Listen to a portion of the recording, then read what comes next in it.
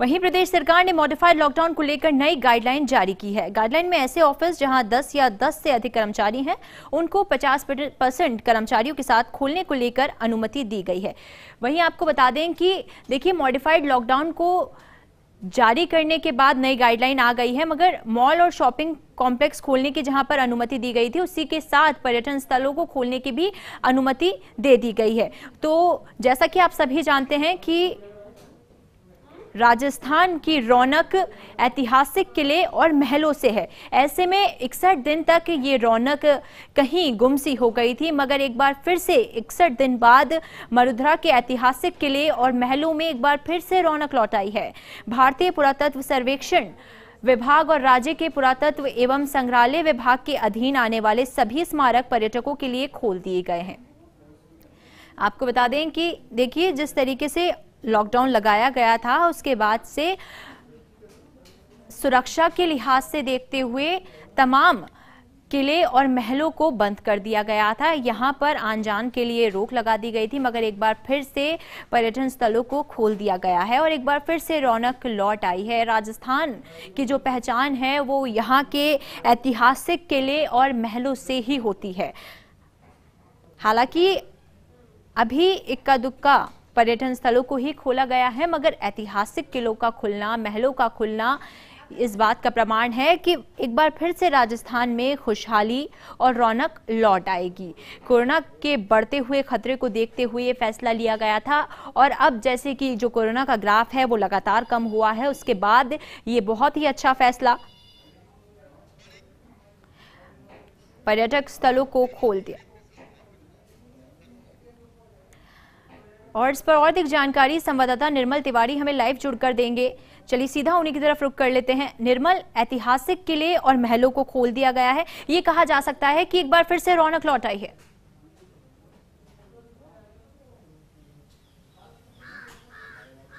बिल्कुल ऋषा, रौनक तो खैर अभी लौटेगी धीरे धीरे, क्योंकि 61 दिन का लंबा इंतजार, 1000 करोड़ का बड़ा नुकसान और 30 लाख लोगों के बेरोजगार होने का जो दंश झेला है इस पर्यटन सेक्टर ने, तो रौनक तो लौटते लौटते लौटेगी। हम इस समय, मैं आपको दिखा दूं, ये चांद बावड़ी है जो 7वीं सदी की बनी हुई है। राजा चांद सेन जो थे, उन्होंने 7वीं सदी में इस चांद बावड़ी और हर्षद माता, ये सामने हर्षद माता का मंदिर है, आप लाइव दर्शन भी कर सकते हैं यहाँ से हर्षद माता के।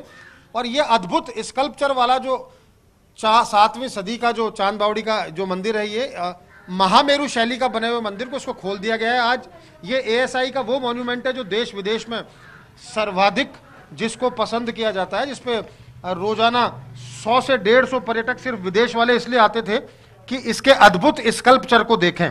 लेकिन विडंबना देखिए कि 61 दिन के बाद जब मॉन्यूमेंट खुले भी हैं, ये मंदिर भी खुल गया, चांद बावड़ी भी खुल गई, तो लेकिन यहाँ पर्यटकों के नाम पर अभी कुछ नहीं है, सन्नाटा पसरा है। और जिस तरह के हालात, राज्य की विरासत की भी बात करें हम, आमेर विश्व विरासत की बात करें या हवा महल की, तो इक्का दुक्का पर्यटक जरूर पहुंचे हैं। लेकिन मैं फिर कह दूं आपको कि 61 दिन का जो लंबा समय लगा, उसके बाद पर्यटकों के जेहन में अभी यही है कि किस तरह से कोरोना का जो खौफ है वो खौफ उनसे दूर होगा। RT-PCR टेस्ट की अनिवार्यता समाप्त होगी, तब दूसरे राज्यों से पर्यटक आ पाएंगे। अंतर्राष्ट्रीय पर्यटन पूरी तरह से बंद पड़ा है क्योंकि इंटरनेशनल फ्लाइट्स बंद हैं। लेकिन फिलहाल जो स्थिति है, आप देख सकते हैं हर्षद माता का ये 7वीं सदी का बना हुआ मंदिर जो सेंट्रली प्रोटेक्टेड मॉन्यूमेंट है।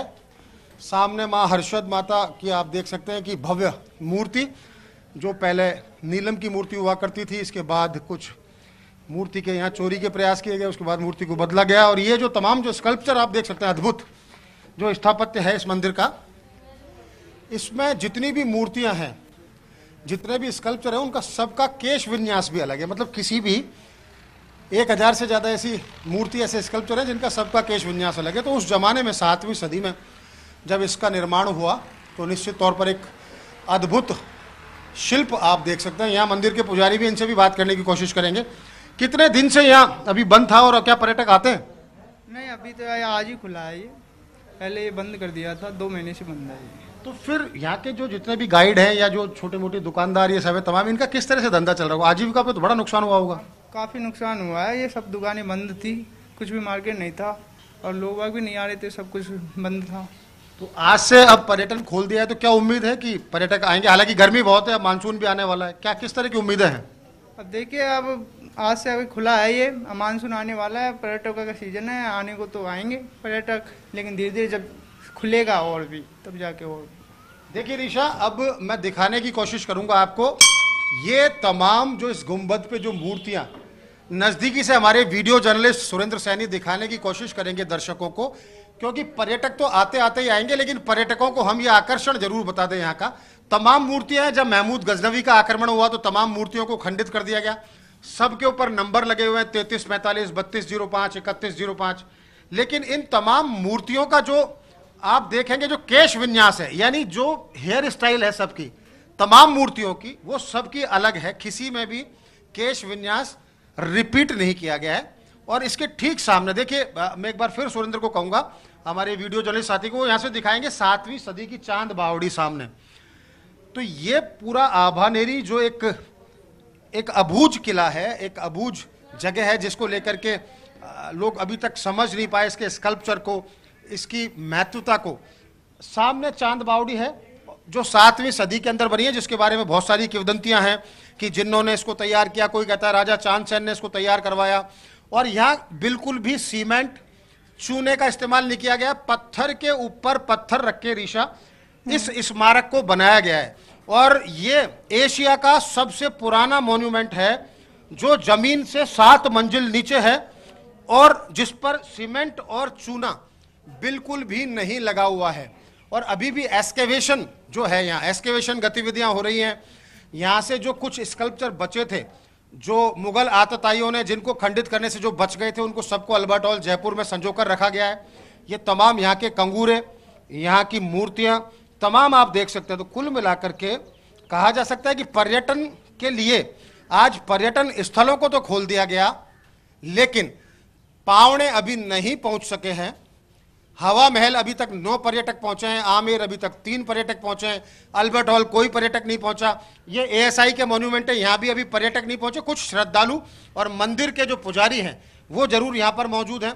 तो कुल मिलाकर के अभी ये देखना होगा कि इन पर रौनक कब लौटेगी। हालांकि सैनिटाइजेशन, मास्क, सोशल डिस्टेंसिंग सब मेंटेन की जा रही है। और जो वीकेंड कर्फ्यू और ईशा, उस पर स्मारक बंद रहेंगे। मैं आपको बता दूं कि प्रदेश के अंदर विश्व विरासत में शुमार जो 6 हिल फोर्ट्स हैं, खासकर कुंभलगढ़, रणथंभौर, चित्तौड़, जैसलमेर, ये सब archaeological of survey of India यानी कि केंद्र के अधीन 164 स्मारक हैं और राज्य के अधीन जिसमें आमेर, जंतर मंतर, हवा महल सहित कुल 33 स्मारक हैं।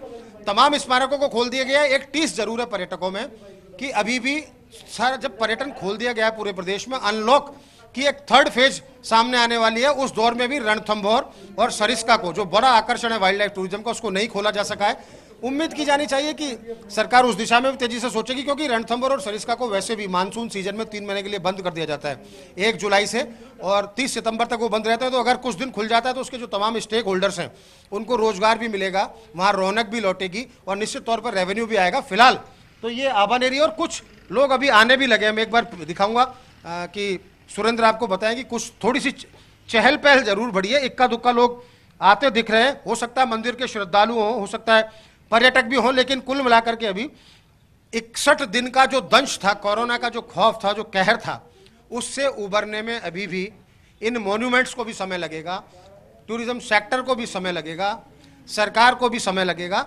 और तमाम जो हालात जो सुधरेंगे तो निश्चित तौर पर सभी को उसका इंतजार है ऋषा, कि कब हालात सामान्य होंगे और कब ये जो मूक पाषाण है, ये जो स्मारक हैं, इन पे रौनक लौटेगी। ऋषा बिल्कुल बिल्कुल, देखिए निर्मल, आम जनजीवन जो है वो अस्त व्यस्त हो गया था और उसी के साथ में जो पर्यटक स्थल हैं वहाँ की रौनक भी चली गई थी। और 61 दिन बाद अगर कुछ खुलता है तो जाहिर सी बात है धीरे धीरे लोगों का आना शुरू होगा। और जैसे कि तस्वीरें आपने, खूबसूरत तस्वीरें आपने दिखाई, उसको देखते हुए लगता है कि जो प्रचलित मंदिर है, बेहद प्रसिद्ध है, उसको देखते हुए यही लगता है कि जल्द से जल्द लोगों का आवागमन यहाँ पे शुरू होगा।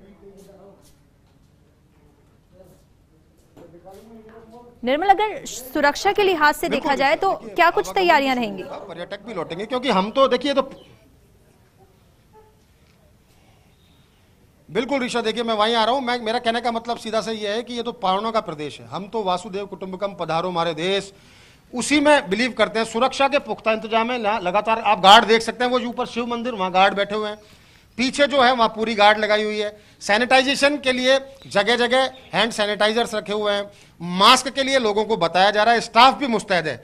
सिर्फ नहीं है तो पर्यटक, यानी कि पर्यटकों का अभी भी इंतजार है। आज हालांकि पहला दिन है और मैं एक बार फिर कह दूं कि आरटी-पीसीआर टेस्ट की अनिवार्यता अभी बाहर से आने वाले लोगों के लिए समाप्त नहीं की गई है। यही कारण है कि जो पड़ोसी राज्यों के जो लोग हैं उनको अभी आने में यहां समय लगेगा आरटी-पीसीआर टेस्ट की अनिवार्यता समाप्त होने के बाद।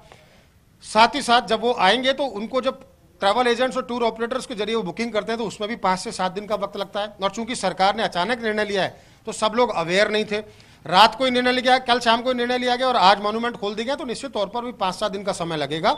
लेकिन एएसआई के भी विभाग के तमाम अधिकारी और पुरातत्व संग्रहालय विभाग के भी तमाम अधिकारी मुस्तैद हैं। पर्यटन विभाग के तमाम जो अधिकारी हैं वो मुस्तैद हैं। एक गाइडलाइन जारी कर दी है कि सख्ती से जो कोविड प्रोटोकॉल है उसका पालन कराया जाए। अब तो उम्मीद की जानी चाहिए कि 61 दिन से मायूस पड़ी ट्रैवल ट्रेड की जो इंडस्ट्री है, ट्रैवल इंडस्ट्री है, टूरिज्म इंडस्ट्री है, उसको जल्दी ही पंख लगेंगे। वैसे अब चूंकि मानसून आने वाला है तो मानसून के दौरान अगर पर्यटक, पड़ोसी राज्यों के पर्यटक यहाँ पर आते हैं तो निश्चित तौर पर रौनक लौटेगी। और सितंबर से जब नया पर्यटन सत्र शुरू होगा ऋषा, तो उसके लिए सरकार को अभी से तैयारी शुरू कर देनी चाहिए।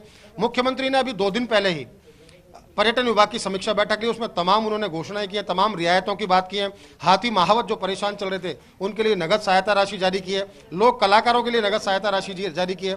बहुत सारी और भी छूट दी है इस इंडस्ट्री को। तो अब देखना ये होगा होटल्स में, रेस्टोरेंट्स में, मॉन्यूमेंट्स पर, म्यूजियम्स में लगातार पर्यटकों का आवागमन शुरू हो, तेजी से इंडस्ट्री मुख्य धारा में लौटे और जो राजस्व नुकसान हुआ है और जो खुद का नुकसान हुआ है, रोजगार छिने, उनको भूलकर जो 30 लाख से ज्यादा जो लोग प्रत्यक्ष और परोक्ष रूप से पर्यटन इंडस्ट्री से जुड़े हैं वो लगातार मुख्य धारा में आए, उनका रोजगार भी लौटे और इन पर्यटन स्थलों पर रौनक भी। ऋषा।